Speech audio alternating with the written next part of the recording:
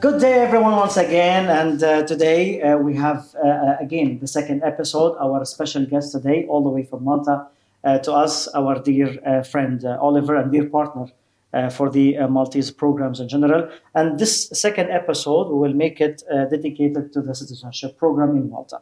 So, dear Oliver, thanks again for the time. It wasn't easy to have this shooting, let's say, continuous shooting with the videos. We will talk about now the citizenship program in Malta. If we mean to know the history of the program, we will also know the challenges and even also the negativities. And I would love to highlight these two, the challenges and negativities in our episode. So if I may to know, how the program started and when the program started, and most importantly, why the program started. Okay, so the first version of citizenship by investment started in 2014. Mm-hmm. It was called the Individual Investor Program, the IIP. Mm-hmm. That was limited to 1,800 applicants.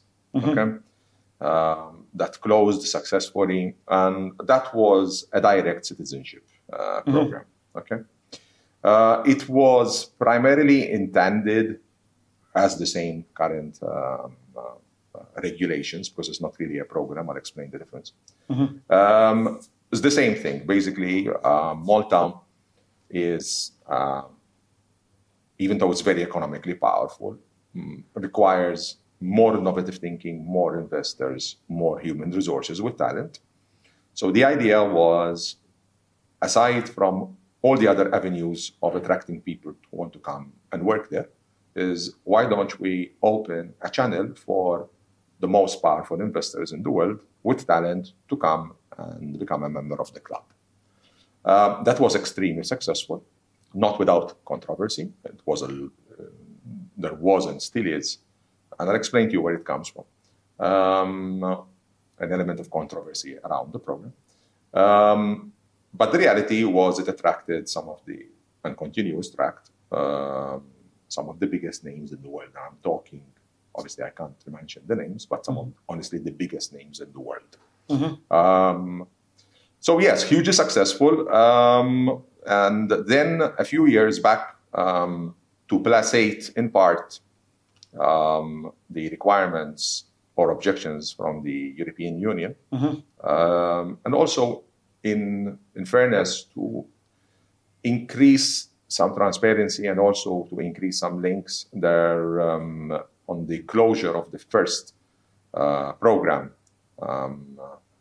There were a revised set of regulations. In fact, we don't call them program now. There is a revised set of regulations which allows the next 1,500 applicants to obtain citizenship.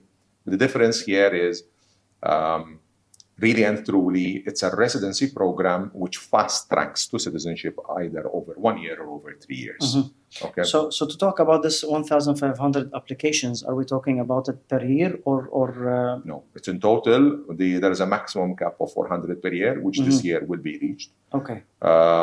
This year has been a record year since inception, so not even in 2015 mm-hmm. when there was a rush. So basically this 1,500 applications, the moment that we reach that amount throughout 1 year, 2 years or 3 years, no, not 1 year, of course, after let's say 5 years and so on. I think next year it will be closed. Okay, so we may not see the program running again?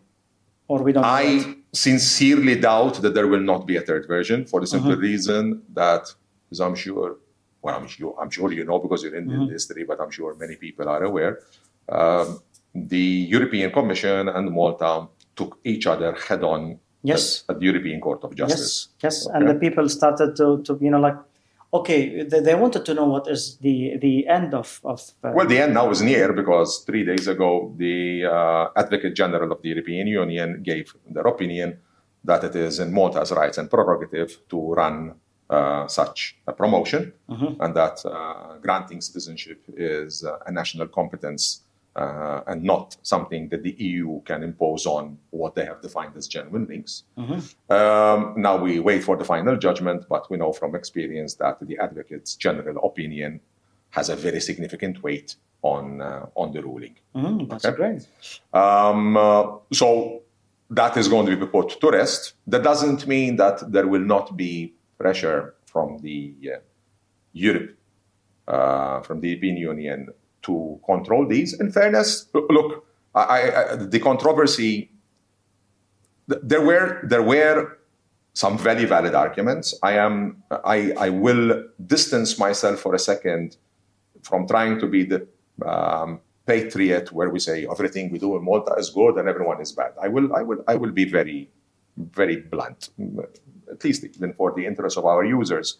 It's honest. It's nice to be honest and plain. The arguments that the European Union were making, in that if you allow countries in Europe to grant citizenship without any controls, you are opening Pandora's box into not being sure who you're allowing in.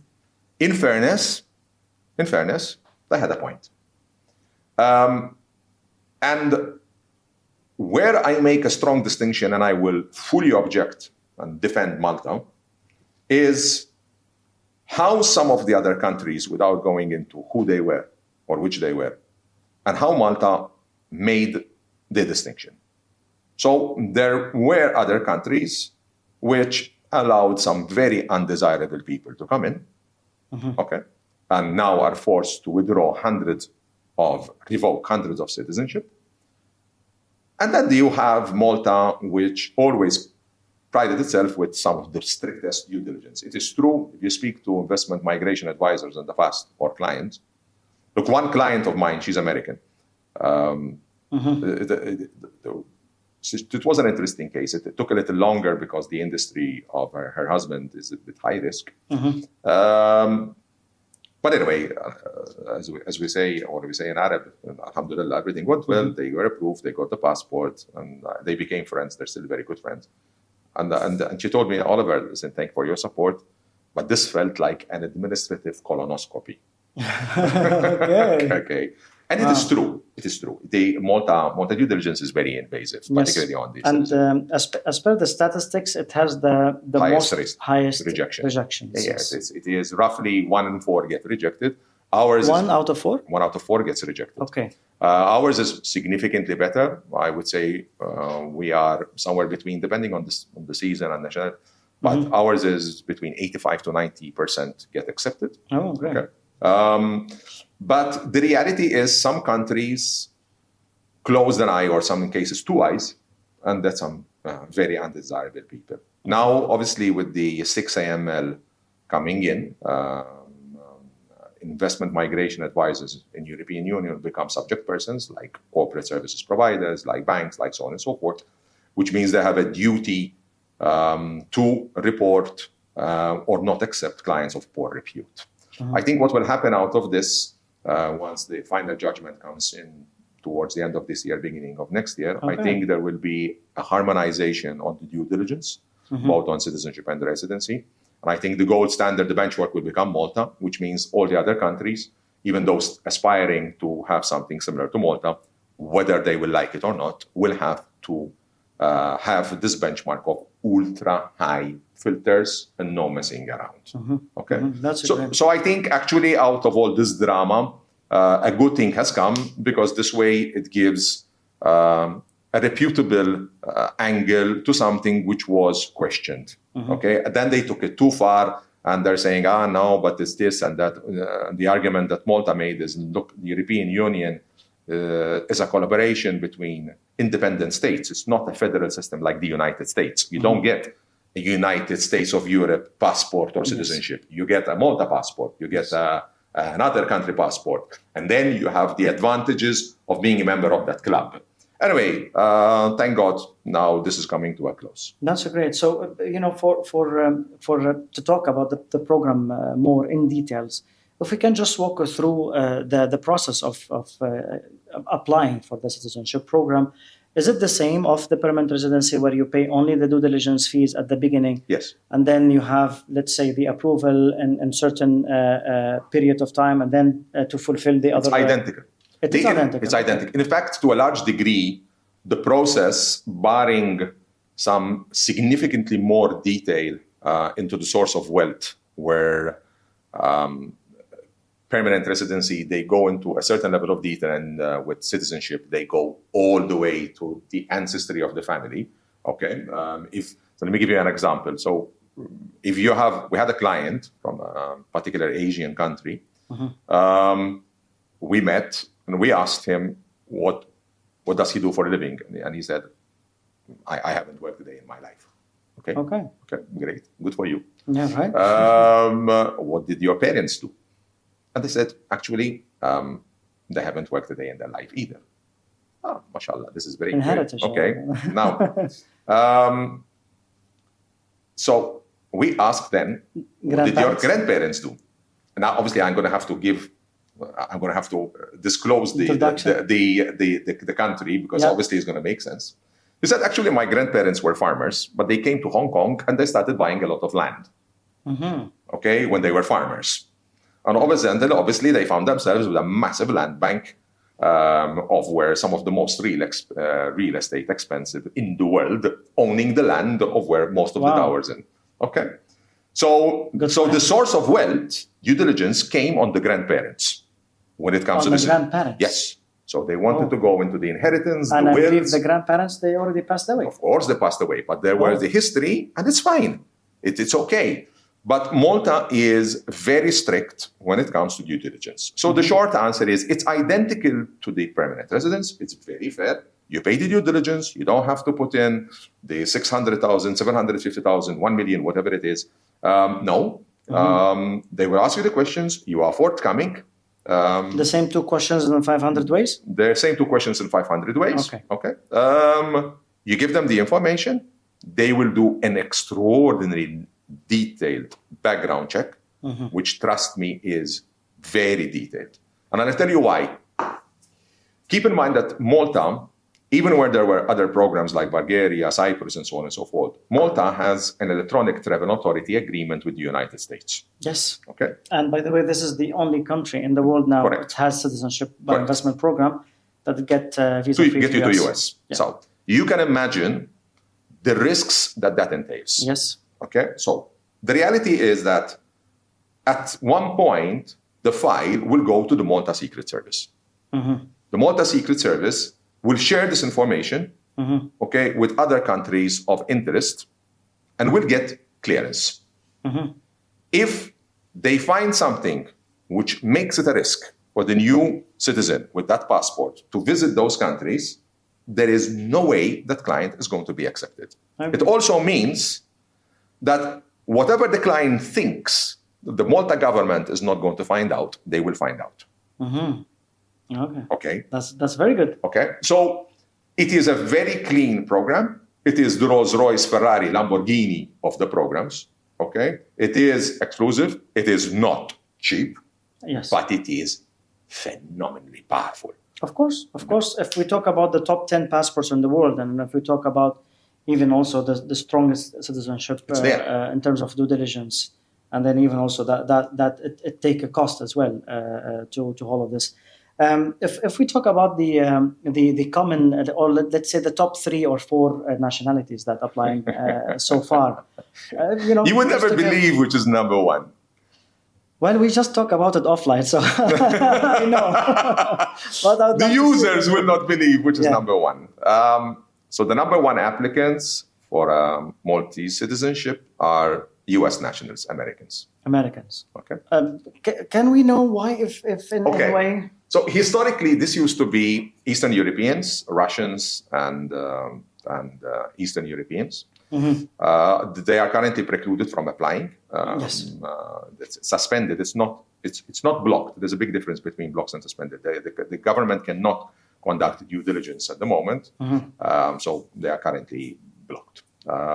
And obviously, the situation is quite sensitive at the moment. Yes. At least the people who have started it, their residency keeps on getting renewed, at least. So Americans are driven by 3 factors. And what most people think, which is the number 1, is actually the 3rd, because more people think it's tax-driven. It's not. That's the 3rd reason. The primary reason, believe it or not, is no different from any other place in the world. It's Plan B. Plan B. Yes. You see, the United States is still the most powerful economic country in the entire world. Yeah. There is zero about that, not No doubt, debatable, of course. non-negotiable. Yeah. But the reality is that a lot of people feel polarized. So the situation is, rightly or wrongly, and it's very difficult to understand this because it is a perception rather than a reality. And once a perception in the mind of that person becomes a reality, it becomes a fact. So you have a situation where the Democrats don't trust the Republicans. The Republicans don't trust the Democrats. They are not seeing eye to eye on a number of reasons. I don't necessarily agree as to the divergence of opinion, but for them, the divergence is very real. Mm-hmm. Okay? So they want to have plan B if things go south. Okay. Okay? So plan B is the first reason. Yes. The second reason is historically, a lot of people educated in the US were taught with a mindset that the US is the world. In fact, even when you see the map in classrooms around the world, and you see the map in classrooms in the US, the map around the classroom world is the Mercator map, where you have the US on the left, South America, Europe, Africa, Asia, Australia. Whereas in the US, it is the states of the United States, and like the other world doesn't exist, right? A lot of people want to give their children an international exposure where they see a different point of view. Unfortunately, we see this in the US. People accuse China and Russia, but it's exactly the same worldwide. Mm-hmm. You see this in UK, you see this in Italy, you see this in US, you see this in China, you see this in Russia, where you get a very dogmatic, singular point of view. We are right, everybody else is wrong. Mm-hmm. Mm-hmm. Okay? Yeah, yeah. And what they want is they want their children to have a different view. It doesn't necessarily mean it's right or wrong. It doesn't necessarily mean it's going to divert. But at least start looking at an angle which is completely different. Yeah.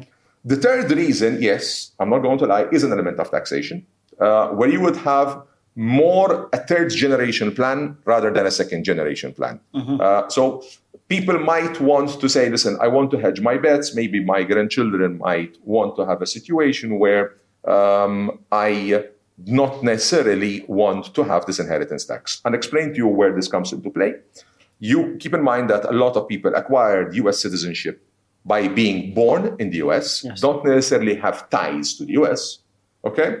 And they're about to inherit a family fortune, and they do not want to be exposed to the tax without gaining the benefit. Because let's call it, and I mean this, if you are a US citizen and live in the US and you're making use of everything that the US offers, it's actually a good country.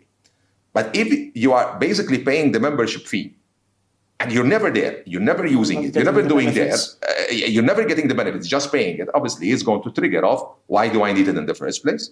So a lot of these people will say, listen, I don't want to be stuck with some low-end citizenship as a second opinion, as a second option. So let me gain the Maltese citizenship. Once I have that, I can again renounce US citizenship without having the impact before I inherit any certain amount. Mm-hmm. Great. So we talked about the first or the top nationality applying for the citizenship program. What about the second and the third? I don't want to break it out of respect for the people who apply, but let's say the second one is Asian. Mm-hmm. The third one is South Asian. Let's call it Indian subcontinent. Mm-hmm. And the fourth would be GCC. Mm-hmm. Do they have the same common reasons as a plan B for the first thing? And then I don't think so the taxes will be the plan B is exactly the two reasons. Plan B and giving options to the future generations are identical to the T in every applicant geography whatsoever. Mm-hmm. Mm-hmm. They're absolutely no different. They're exactly the same. Okay. That's a great. What you would like to tell us about, if we may to say, and maybe this will be a bit tough question, the negativity of the program, or what do you think that how, from your perspective, to make even the residency program, the permanent residency program, or the citizenship program more efficient from your experience, or I don't know, more satisfying the applicants that apply? Okay, so let's discuss what is, and I'll explain to you why it happens, but let me explain what is sometimes very annoying. There is a reason why I respect it, but it's still annoying. So the due diligence by the government is a black box. Okay? So basically, the government does its due diligence, notwithstanding we do, from our end, an extraordinary level in due diligence, which is the reason why probably we have one of the highest, I'm not sure if it's the highest, but definitely one of the highest rates of acceptance. But the reality is you will still get the occasional rejection. And the rejection comes in the form of, thank you very much, but your client is not coming in. Okay. Paraphrasing. They don't declare the reasons. They don't. Okay. And we challenge this. By the way, most of the countries, I don't see any program that they really declare the reasons. Yeah, but keep in mind that the rejection rate in Malta is very high. Yeah. Compared, that means look at citizenship, it's 1 in 4. Okay, again, ours is much better than that. But when we challenge this, they stumped us. How do we challenge it? Do we go to the court, or you we have to? You have the right to challenge it, but the reality is you're not going to get anywhere. Okay. The reason why is, first and foremost, ultimately, it's a risk-based approach. So if you get two identical people born on the identical day in the identical business with the identical friends, but applying on two different dates, you might get two different answers. Okay? So there is an element of risk appetite depending on a number of factors. Okay? Secondly, during the due diligence of the government, when I told you that the file goes to Secret Service, they will find things that are not available in public domain. Now, this can have two repercussions. One, first and foremost, if the client is being investigated internationally, they are tipping them off, so they will not do it. Okay. Secondly, the client can actually be held under blackmail. So we had the situation, we found out by complete coincidence, but about a year and a half later. So this particular client was involved with a spouse of a prominent politician. Now, you can imagine what would have happened if we found out. So if you find a situation where the client can be held under blackmail, it's not in the client's interest that actually we know. Yeah, obviously. Okay. So what I can assure you, sometimes frustratingly so, is that the due diligence is fair, okay, that it is not based on racial discrimination, skin color, religion, sexual orientation. None of this come into play, okay? Genuinely, they do not come into play, okay? What comes into the play is, who are you? How did you make your money? Okay. Those are the questions they want answered. If you succeed to explain in proper way and about these questions, then you're fine. You're fine. And keep in mind that Malta citizenship is inherited by all future generations, even if born outside of the country. So it's a legacy plan. So you can understand for them that it is very sensitive, because you are not just allowing that person, you are allowing every other person born after that to become a member of the club. So it's very powerful. Going back, because I didn't answer it, we got sidetracked, to the requirements. Oversimplifying it, and obviously you're going to laugh. What are the two requirements? That you are rich and capable mentally, but rich, because obviously unless you afford $1 million, you're not going to make it. Yeah. And that you are clean. Okay? But ultimately, at the end of the day, really, it's you answer the questions. After that, you get a request to the non-refundable investment. That is what is known in the legislation. Basically, it's a one-way payment. You're never going to get it back.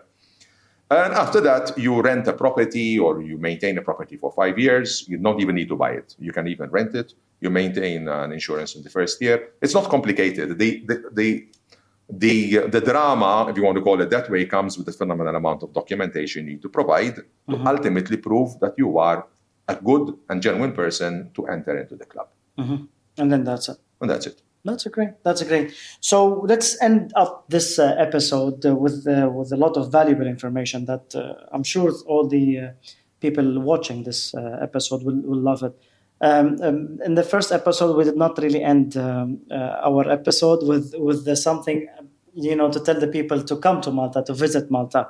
So can we ask you, dear Oliver, to tell us, in a way that come to Malta in the Maltese way, which is, maybe common to the Arab world. Okay, so how do I say this? Mela, nisidinkom Malta, nilqakom lej pajjiżna, u nawguralkom li kolkom mawra vera sabiħa. Okay, which means? Which means we welcome you to the country. We welcome you to have a beautiful time in the country. And sabiha means nice. So okay. Sabiha, nice. Look, just one major point. Keep in mind that, as argued in the court case, when you're getting Maltese citizenship, you are getting an indirect membership to the European Union. Yes. So that means a person has, forget the fact that you can travel visa-free to nearly 190 countries, including US and Australia and Singapore and everywhere else. But you have the right to live in all the countries. Live, work, study. Yeah. And not just in the European Union, by virtue of specific arrangements, that is extended to Liechtenstein, Switzerland, Iceland, and Norway, which are not members of the EU. Okay, so 3 are EEA, and 1, Switzerland, which is neither EEA nor EU, you can also go. So it's so powerful that it's not funny. So, however, ultimately your link and your heart is going to be linked with this country. Yes. Again, my strong suggestion, in any case, it's required because in the beginning you need to come to Malta to take your biometrics. There is a residency card which is issued, and citizenship can only be taken a year after that. Okay, so you need to become a legal resident. Okay, but in any case, my strong, first and foremost, obviously they're going to speak to people like yourself, and if they feel that they are fit and proper for this application and they have the wealth to justify it.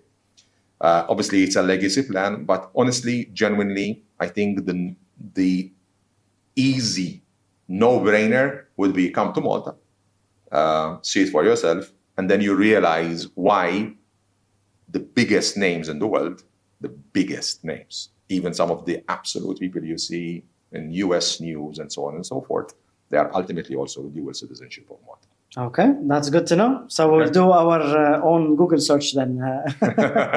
Good luck. To know the details. I think you can find 2. Okay. Anyway, we'll see. Okay, great. That's great. So with this, we will end the second episode.